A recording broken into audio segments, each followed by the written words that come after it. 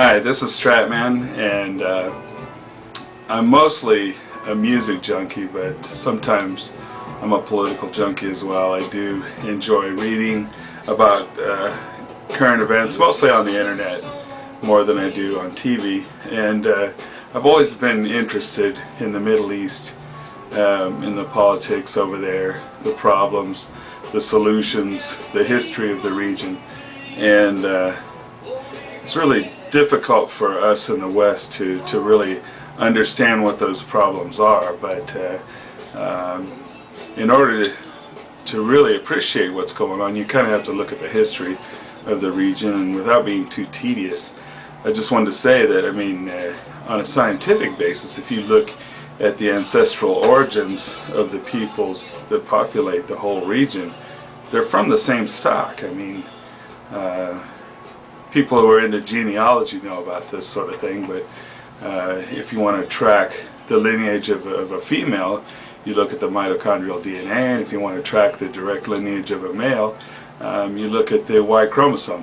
And those things go unchanged from mother to daughter or father to son throughout history. So if you go look at some of the genetic material of a Palestinian, for example, and compare that to some of the people who are Jews, you'll find that, you know, there could be a Jew and an Arab that have exactly the same Y chromosome, you know. So what does that tell you? They all came from the same place, they occupy the same region, they have similar religious sites that are of importance to both sides, and yet they have always lived in conflict. And why is that?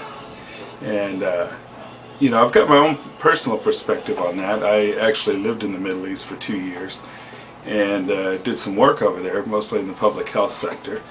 And I'd go to a meeting, for example, and there'd be 2 or 3 folks in the room. We'd sit down, we'd review what the problem was that we were trying to solve, and then we'd come up with potential solutions, look at the pros and cons of both sides. And it seems that, like, everyone in that room, even though it was a small room, only a few people, they'd have a very unique and distinct opinion on how to go about solving the problem. And they were very, you know, forceful in their opinions about how they thought the solution should occur, but they just seemed to be incapable of compromising, you know, one side with the other on finding a common solution that both of those individuals could live with. And think about that. If we had such trouble with just a few people in the room trying to agree on a solution, imagine if you go to the community level where there's all kinds of different viewpoints, take that up to the regional level where it gets amplified even more, go on the national level, forget it. I mean, you got all these different factions that have different opinions on how to solve a problem. They can't seem to agree on a single solution that pleases everyone. And then throw in the factor that you got different religions, you know, then it just completely breaks down.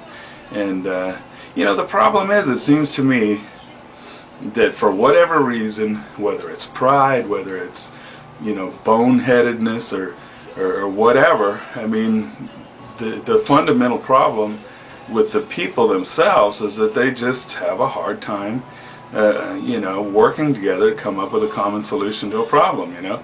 And then you throw in all the radicals on, you know, either the left or the right, the extremists, and they're never going to agree on anything. It's, you know, it's absolutism, you know, complete and total. It's either my way or forget it. It's not going to get done. And then they take it to the point where they're willing to die for their opinion, you know. They would rather die or kill you and your children so that their point of view can dominate, you know. And what's the solution to that? I think the solution is local. And that's why I think so strongly of this, you know, the one voice solution, where, you know, it's the young people who don't want to see their future destroyed as they try to marry and have children of their own. They don't want their children growing up in a region that's just completely overwhelmed by conflict and death and destruction everywhere they look. You know, they're the ones, the moderate Jews, the moderate Arabs, the moderate Palestinians, that have to come up with a solution that's common to all of them, that they can all live with.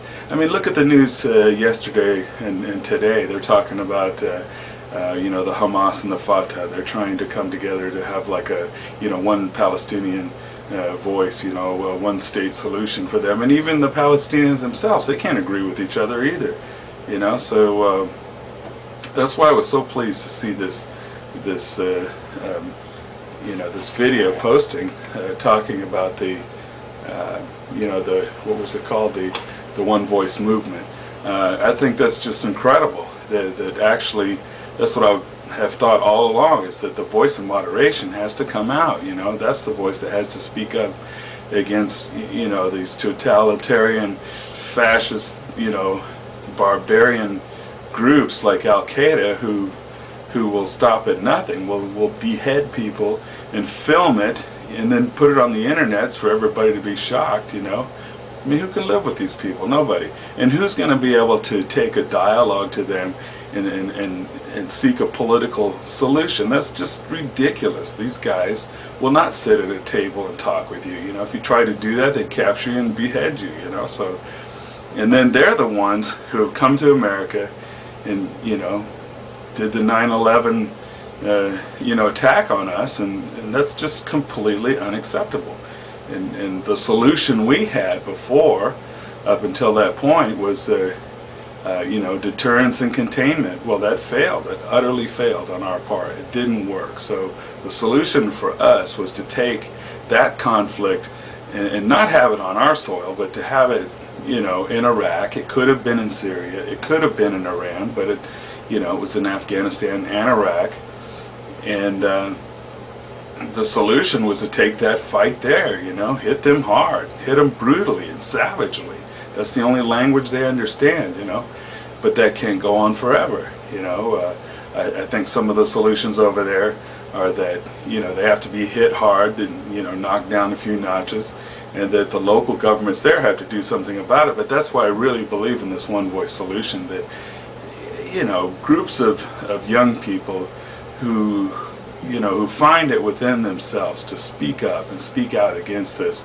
If there's only like, you know, 10 people in one neighborhood that are organizing and you know, carrying out militant, absolutist, you know, activities, you know, rat them out, you know. Like, maybe you can find a way to you know, to say something anonymously, but if enough people do it, enough people say, no, we're not gonna live like this. And, you know, it's at the local level that these groups are going to be dealt with, you know.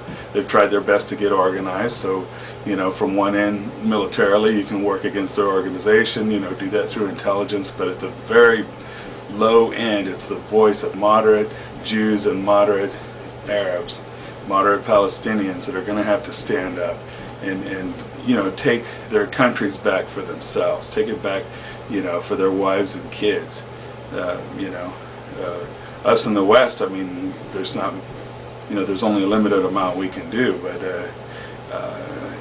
you know, I do support the fact that we did take our struggles against extremism there, and I do think it's important, but I don't think that is a long-lasting solution. It's just an effort now to gain control of the situation, but there, as I say, there has to be efforts from the grassroots, and I was totally amazed when I saw this video. I think it's the most amazing thing ever. I always said, where is the voice of moderation in the Middle East? And I see for the first time ever that this voice is being heard, you know, and I salute that. So basically that's all I have to say. And I would invite sane people to comment about this. You know, let's bring up a discussion, and without calling each other, you know, derogatory names. I mean, there's no need for that. You know, we could have a discussion about this without, you know, saying personal things about people. You know, I mean, everybody has an opinion. All right, that's it. Peace.